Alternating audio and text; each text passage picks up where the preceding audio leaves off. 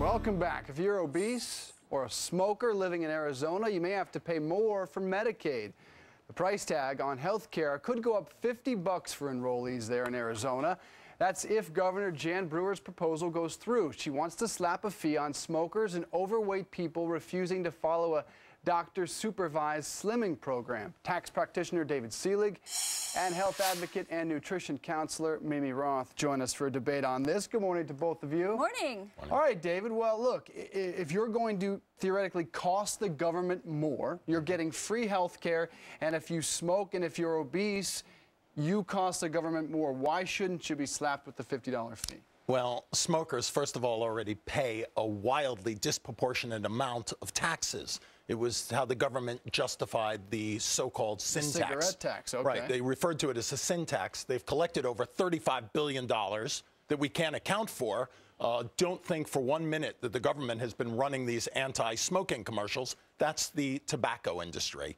And also to unfairly single out one group of legal citizenry smacks of Germany in 1938 and Da liegt der Hund begraben. That's where the problem lies. These are lifestyle choices. If they would just pick up their cigarette butts, if it was a self-contained experience where they had to inhale their own toxic belch, then fine. But we inhale that. We pay to pick up their cigarette butts. Then we pay for them later on, hooked up in the hospitals. And you talk about a $50 tax.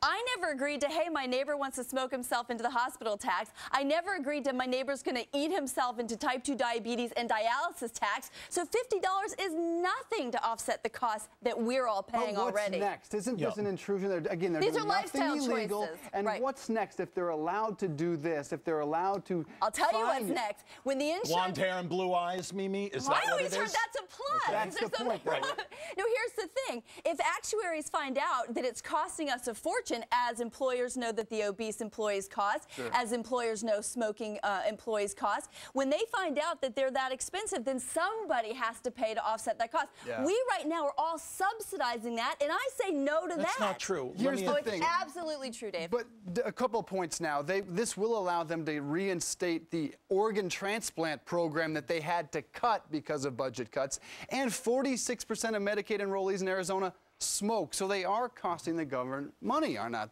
If we look at Arizona, the problem is not obesity, however offensive that might be to you, and it's not smoking. The problem in Arizona is attributable almost exclusively to the burden that's put on that state by the illegal aliens and Section 152 of the Internal Revenue Code. That's a whole nother can of worms. Nevertheless, that's the impetus. But these are lifestyle choices that we're talking about, and $50 is minuscule compared to what we're already paying to subsidize these people's lifestyle choices. It is not passed yet. Absolutely true. It is not passed yet, and they do not have those guidelines yet either. Mimi Roth, David Selig, thank you both. Thank you. Thank you. What do you folks think? A tax on those who are obese or smokers for Medicaid. Fox Dave Briggs on Twitter.